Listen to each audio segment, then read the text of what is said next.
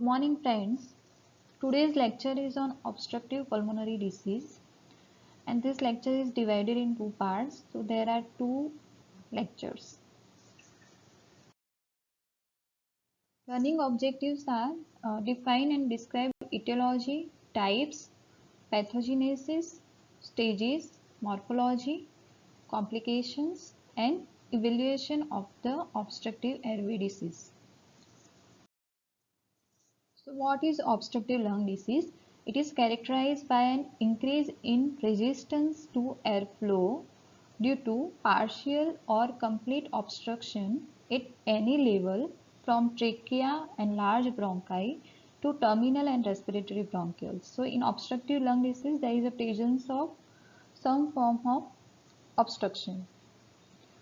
Restrictive lung disease is characterized by the reduced expansion of the lung parenchyma and decreased total lung capacity.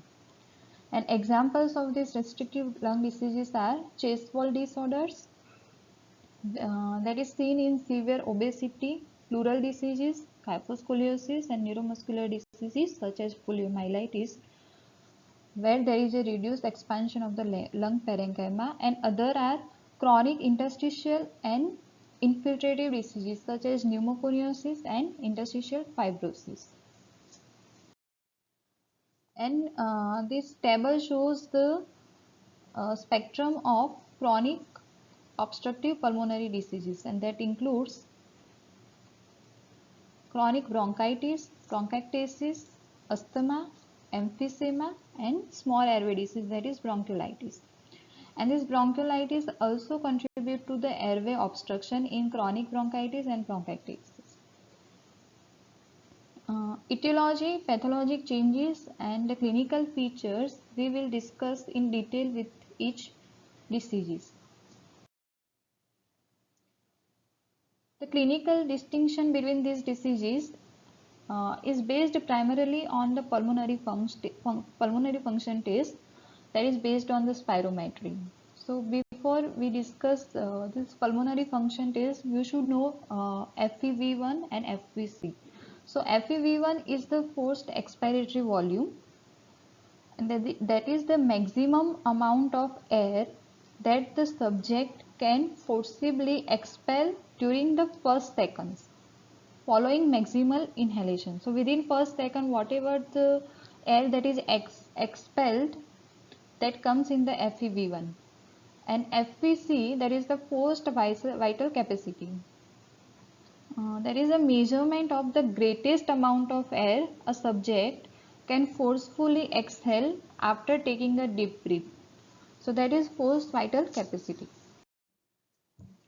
And the ratio, that is FEV1 and FVC, normally it is 0.7. But in obstructive diseases, there is a impairment in the expiration. So FEV1 is decreased. So FEV1 and FVC ratio of less than 0.7, that indicates the obstructive disease. But in contrast, in restrictive diseases, both FEV1 as well as FVC are decreased. So the ratio remains normal. So when FEV1 and FVC ratio is less than 0.7, it indicates obstructive disease. So we can differentiate between the obstructive disease and restrictive disease from the pulmonary function test.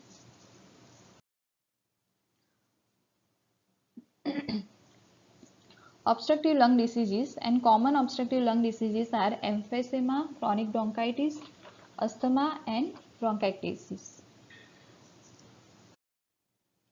And this emphysema and chronic bronchitis are known as the chronic obstructive pulmonary disease, which are found often together in the same patient because they share the same major etiologic factor, that is cigarette smoking. So cigarette smoking as a etiological factor, it is same in both the diseases. While asthma is distinguished from the chronic bronchitis and emphysema, that is the third obstructive diseases, and that we will learn in detail in the next lecture. That is distinguished from the COPD by the presence of the reversible bronchospasm. But some patients with otherwise typical asthma also develop an irreversible component. So conversely, some patients who have typical COPD with a reversible component are labeled as having COPD and asthma. And this shows the overlapping between these obstructive lung diseases. As we know that emphysema and chronic bronchitis are found together in most patients, and some patients with asthma who have this reversible obstruction also have this COPD component.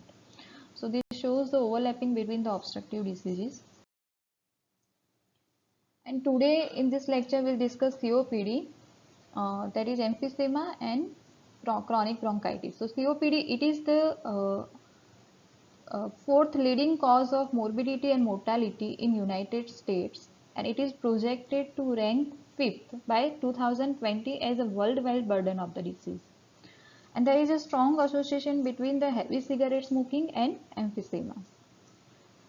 And overall, 35 to 50% of the heavy smokers develop this COPD, and conversely, about 80% of the COPD is attributable to the smoking.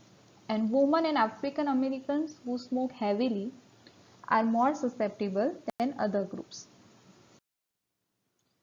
And this factor that also predispose to the chronic COPD are exposure to environmental and occupational pollutants, airway hyperresponsiveness, and certain genetic polymorphisms. So these emphysema and chronic bronchitis, as we have seen, that often occur together in patients with COPD, but it is useful that we discuss both the diseases individually. So to highlight the pathophysiologic basis of different causes of airflow obstruction. So first we discuss the emphysema. What is emphysema? Emphysema is a irreversible enlargement of the air spaces distal to the terminal bronchiole and accompanied by the destruction of the walls. So emphysema means permanent enlargement of the air spaces with destruction of the walls. Classification is according to its anatomic distribution within the lobule. And lobule is a cluster of acini and the terminal respiratory units. So based on the segments of the respiratory units that are involved, it is classified into centriacinar, panacinar, paraseptal and irregular. And of these, only the first two cause clinically significant airflow obstruction. And we'll see one by one.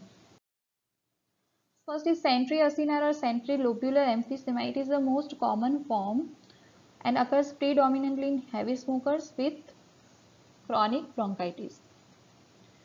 And the respiratory bronchioles are affected, whereas the distal alveoli are spared. And upper lobes, particularly in the apical segments, are more commonly involved. And in severe centriacinar emphysema, the distal acinus may also be involved. So making its differentiation from the panacinar emphysema is difficult. So here you see this is the normal acinus, the respiratory bronchiole, alveolar duct and alveolus. And in centriacinar emphysema, this part, that is respiratory bronchiole, is affected, and that is known as the centriacinar emphysema, and this distal part is not affected.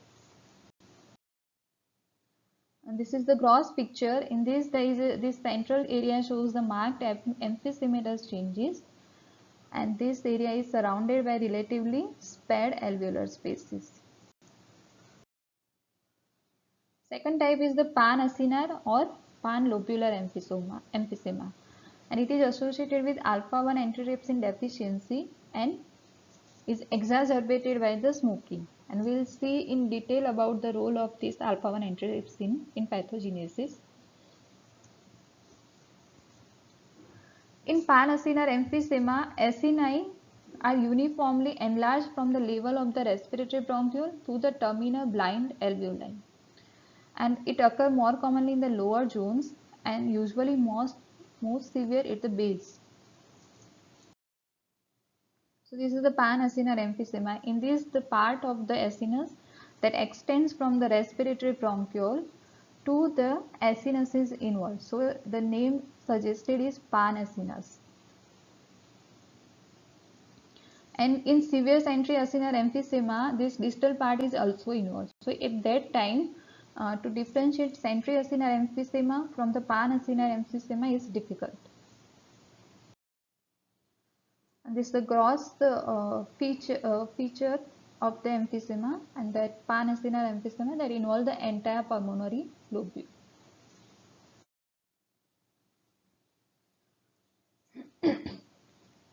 Then distal acinar or paraseptal emphysema. In this, distal part is predominantly involved and it is more striking adjacent to the pleura, so it leads to spontaneous pneumothorax in the young adults.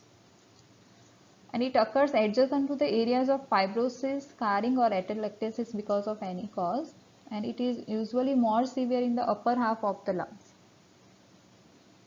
And the characteristic finding is the multiple enlarged air space that range from less than 0.5 cm to greater than 2 cm in diameter, and that can form the cyst-like structures. So this is the distal acinar emphysema, where the distal part of the acinus is predominantly involved and proximal part is unaffected. And fourth is airspace enlargement with fibrosis or irregular emphysema. This irregular emphysema is so named because the acinus is irregularly involved and it is almost invariably associated with the scarring. And this figure shows all the types of the emphysema. This is the centriacinar emphysema, where the respiratory bronchiole is affected. In panacinar emphysema, part of the acinus that extends from the respiratory bronchiole to acinus is involved. In distal acinar emphysema, distal part of the acinus is involved, whereas the proximal parts remain unaffected. And irregular emphysema, in which there is an irregular involvement of the acinus. This is the classification of emphysema. Now the pathogenesis of emphysema. So, inhaled cigarette smoke and other noxious particles will damage the respiratory epithelium and cause the inflammation. And that results in a variable degree of parenchymal destruction, so that lead to the emphysema, and that also cause the airway diseases, that is bronchiolitis and chronic bronchitis. And this figure shows how the emphysema will develop. So, on inhalation of cigarette smoke or air pollutant, and with a person who have genetic predisposition, there is a release of inflammatory cells and inflammatory mediators that also lead to the oxidative stress, and persons who have congenital alpha-1 antitrypsin deficiency, and that lead to this protease-antiprotease imbalance. And all these three things ultimately lead to the alveolar wall destruction and emphysema. And we'll discuss all these three things in detail one by one. First is inflammatory mediators and leukocytes. So wide variety of inflammatory mediators are released by the resident epithelial cells and macrophages, and these inflammatory mediators will attract the inflammatory cells from the circulation. They amplify the inflammatory processes and also induce the structural changes. Second is the role of protease-antiprotease imbalance. So several proteases are released from the inflammatory cells and epithelial cells, and that break down the connective tissue components. So alpha-1 antitrypsin, that is normally present in serum, tissue fluids and macrophages, is a major inhibitor of proteases, particularly elastin. There is a relative deficiency of this protective antiproteases, and which in some instances as a genetic phases will lead to the emphysema. And about 1% of all patients with emphysema have this defect, and it is encoded by the proteinase inhibitor, that is PI locus, located on the chromosome 14. And this PI locus is polymorphic, and approximately 0.012% of the US population is homozygous for this Z allele. a genotype that is associated with very low serum levels of alpha-1 antitrypsin. So more than 80% of these homozygous status individuals, that is ZZ individuals, develop this symptomatic pan-acinar emphysema, which occurs at an earlier age and is of greater severity if the individual also doing the smoking. So it is postulated that any injury that induced by the smoking that ultimately increases the activation and influx of the neutrophils into the lungs, and that leads to the local release of proteases, and which in absence of this alpha-1 antitrypsin activity results in excessive digestion of the elastic tissue, and with time it will lead to the emphysema. Several other genetic variants have also been linked to the risk of emphysema, and among these are the variants of this nicotinic acetylcholine receptor that influence the addictiveness of tobacco smoke and thus the behavior of the smokers. And these same variants are also linked to the lung cancer risk, so that emphasize the importance of smoking in both the diseases. So role of smoking in emphysema as well as in the lung cancer.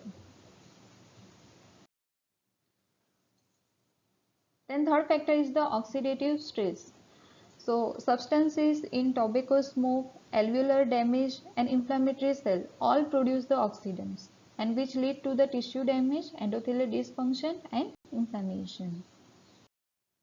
And the role of these oxidants is supported by the studies of mice in which the NRF2 gene is inactivated.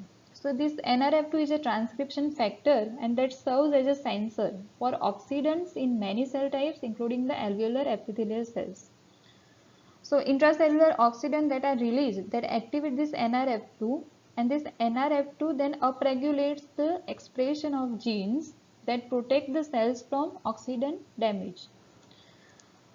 So if there is inactivation of this NRF2 or absence of this NRF2, in that persons this protective mechanism will not occur.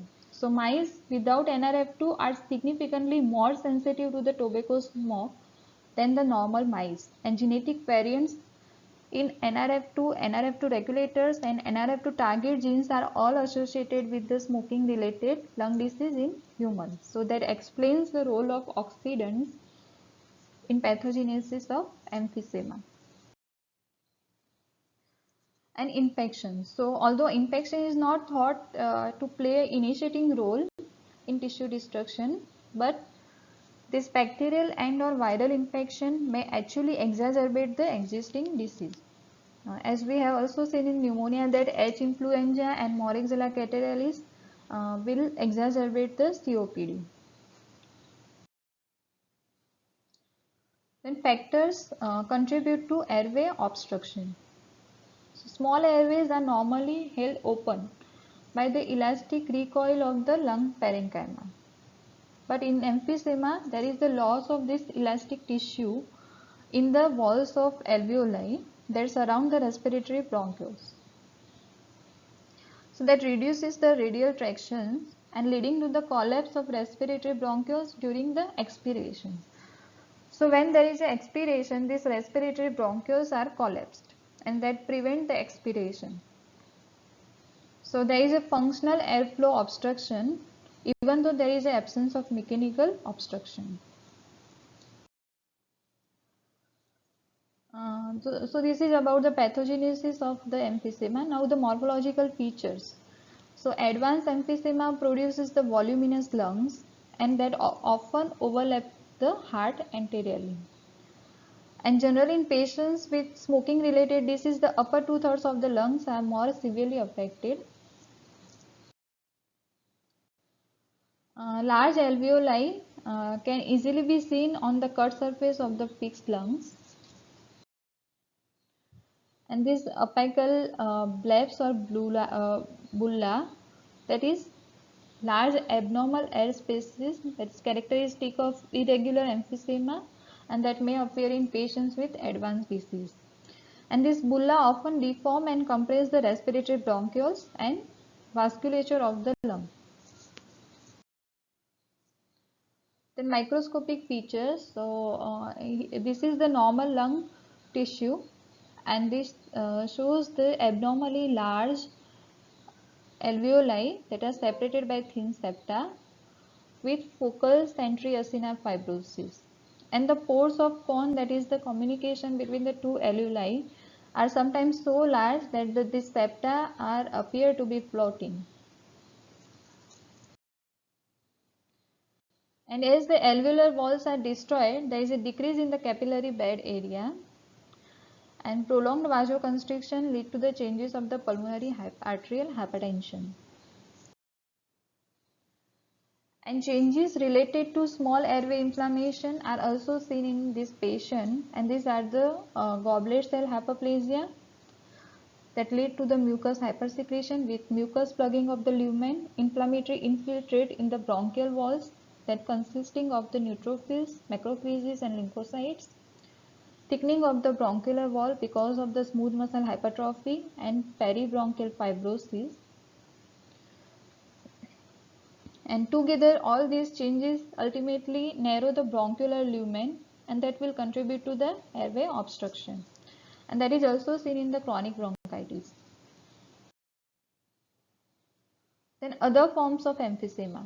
So these are the conditions that is associated with lung overinflation or focal emphysematous change. These are compensatory hyperinflation, obstructive overinflation, bullous emphysema and interstitial emphysema, and we will discuss each one by one. So first is compensatory hyperinflation. In this there is a dilatation of alveoli in response to loss of the lung substance elsewhere. So for example, following surgical removal of a lung or lobe with cancer, the remaining normal part, in that there is a dilatation of alveoli. That is called compensatory hyperinflation. Second is obstructive overinflation. So in this the lung expands because air is trapped within it, and common cause is the subtotal obstruction of an airway by tumor or foreign objects. And in infants it may be caused by the congenital lobar overinflation, which most often results from the hypoplasia of the bronchial cartilage. This hypoplasia can lead to the obstruction. And why this obstructive overinflation occurs? Because this obstruction acts as a ball valve, so that allow the end to enter on aspiration but prevent its exodus on the expiration. And there is a collaterals that bring in air behind the obstruction, and this collateral consists of the pores of the Kohn, that is the communication between the alveoli, and the canals of Lambert, that is the direct accessory bronchiolo-alveolar connections. And obstructive overinflation can be life-threatening if the affected portion distends sufficiently so to compress the adjacent uninvolved lung. Third is bullous emphysema, and it is a descriptive term for large subpleural bulla or blebs if they greater than 1 cm in diameter. They can occur in any form of emphysema, often near the apex, and this rupture of the bulla may give rise to the pneumothorax, that is the presence of air in the pleura. Then interstitial emphysema is the entrance of the air into the connective tissue stroma of the lung, mediastinum or subcutaneous tissue. It occurs because there is a transient increase in the intra-alveolar pressure, and that leads to the alveolar tear as seen during the coughing. And less commonly it occurs because of the chest wounds or fracture ribs that puncture the lung, so that provide the portal for entrance of air into the surroundings of tissue, and that lead to the interstitial emphysema, in which there is a presence of air into the connective tissue stroma of the lung. Clinical features. So how these patients present to us? So symptoms develop when one-third of the functioning pulmonary parenchyma is damaged, and the early and common symptom is the dyspnea, that is difficulty in breathing, cough and wheezing. Wheezing is the high-pitched whistling sound uh, while breathing, and presence of this cough and wheezing can lead to confusion with the asthma. The patient also come with the cough and expectoration if they are associated with the bronchitis and weight loss. And these persons are known as the pink puffers. So it is the term that is used for person who are thin because of the weight loss, breathing fast, and the color of the skin is pink. They have trouble oxygenating because of the destruction of the alveoli, but their bodies compensate for this by increasing the respiratory rate. So that assures that the tissue are adequately oxygenated. But because they are breathing so fast, this makes their skin color to look pink. So they are known as the pink puffers. And these patients in severe cases also develop this barrel chest. This is the normal chest and this is the barrel chest, in which the transverse diameter this transverse diameter is equal to anteroposterior diameter, whereas in normal patient this transverse diameter is less than the anteroposterior diameter. This barrel chest describes a rounded chest that resembles the shape of the barrel, so it is known as the barrel chest, and it occurs because the lungs are chronically overinflated with air, because there is a difficulty in expiration. So rib cage stays partially expanded all the time, so they have a difficulty in breathing.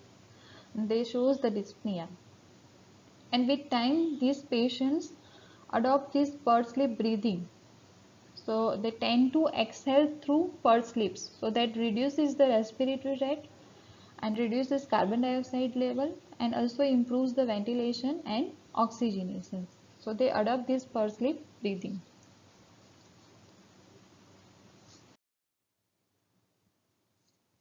Impaired expiratory airflow as measured through spirometry is the key for diagnosis, and death occurs because of the coronary artery disease, respiratory failure, right-sided heart failure, and massive collapse of the lung secondary to pneumothorax.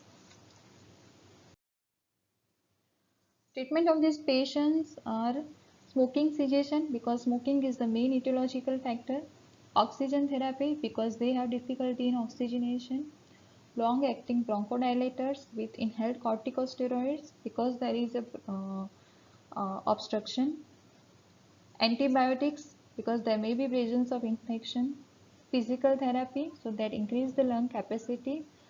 Uh, in patients who have bulla, treatment can consist of the bullectomy, and in selected patient, lung volume reduction surgery because in this patient there is a voluminous lung, and lung transplantation.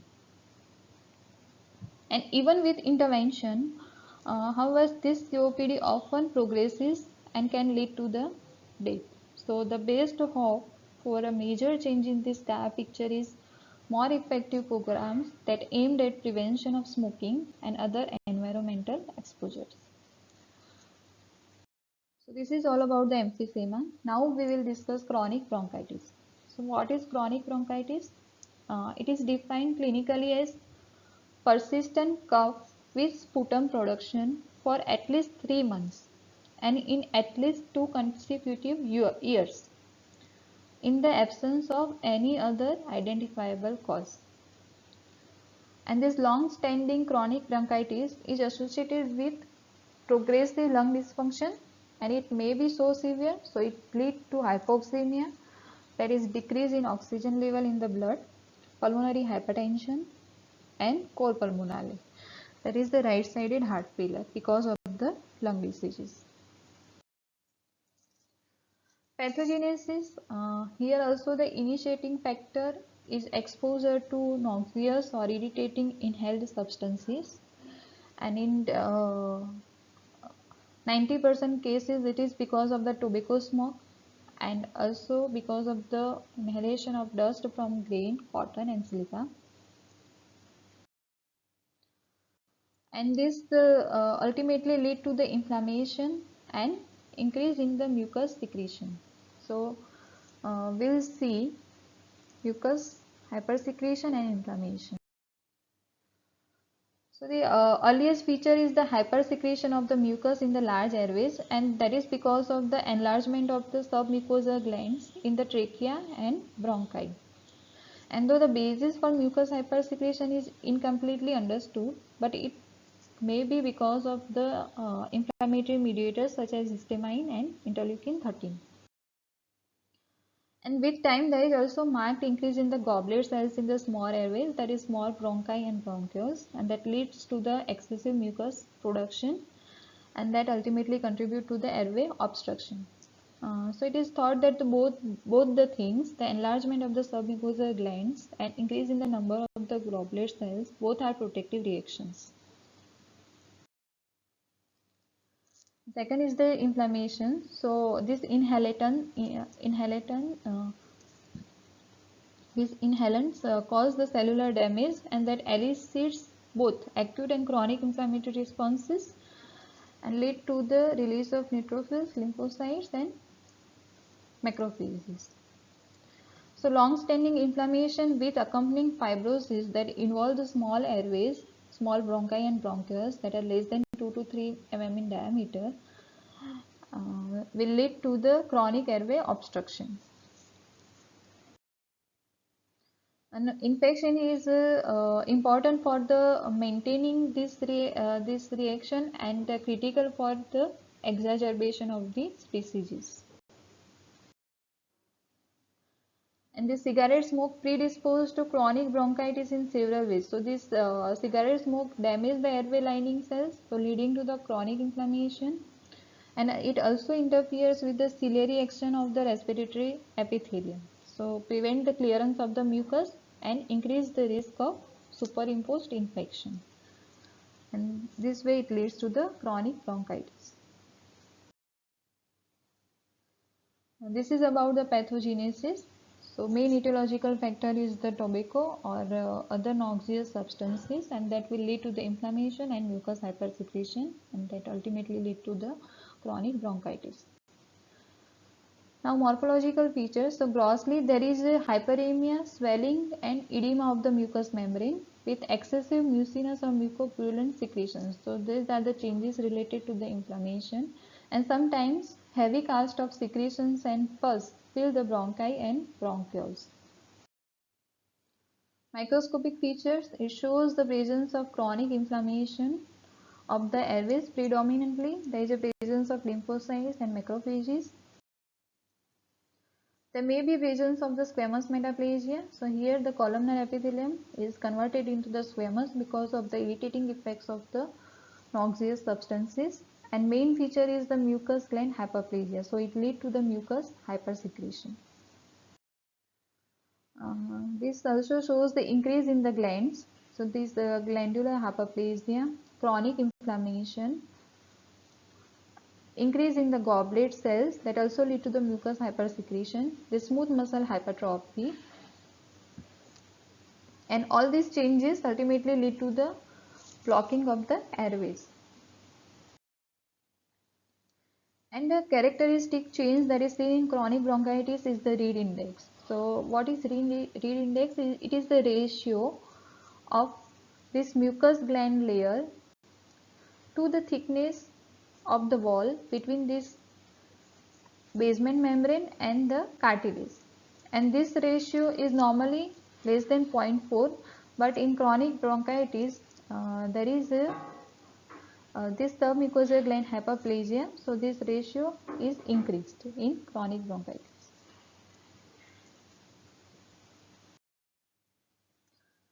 Clinical features. These patients present with persistent cough that is productive of sparse sputum, and for many years there are no other respiratory functional impairment, but eventually there is a presence of dyspnea on exertion. And these persons are known as the blue blotter. And this term is used for person who is blue and overweight. Blue means bluish color of the skin around the lips and fingertips because of the cyanosis, and they are overweight and have swollen feet, ankles and legs that are the signs of the right heart failure or col pulmonale. So these are known as the blue blotter. And this shows the both pink purpur that is seen in emphysema and blue blotter that is seen in chronic bronchitis. But now these terms are obsolete. Complications are col pulmonale, cardiac failure, and death can occur because of the superimposed infection that lead to the further impairment of the respiratory function. And this table shows the difference between bronchitis and emphysema. So age group affected is 40 to 45 in bronchitis, whereas in emphysema later age group is affected 50 to 75 years. Dyspnea is early and severe in emphysema patient, whereas in bronchitis there is a production of cough is the main symptom. Infections are common in bronchitis. Respiratory insufficiency is early but periodic in bronchitis, and in emphysema it is seen in end-stage diseases. Cor pulmonale is common in bronchitis, but it can be seen in emphysema on end-stage disease. Airway resistance is increased in bronchitis, and in emphysema also there is a slight increase in the resistance. Elastic recoil is low in emphysema because of the destruction of the alveoli.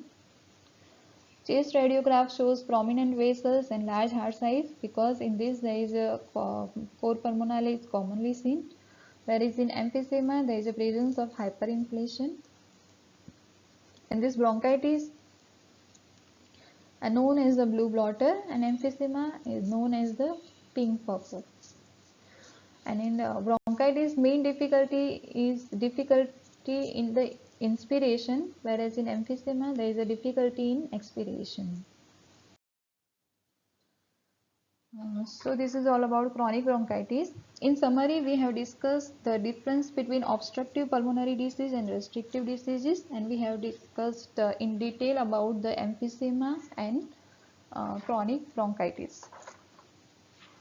So emphysema, in summary, emphysema is a chronic obstructive air disease that is characterized by the permanent enlargement of the air spaces distal to the terminal bronchiole, and it is a component of COPD along with the chronic bronchitis.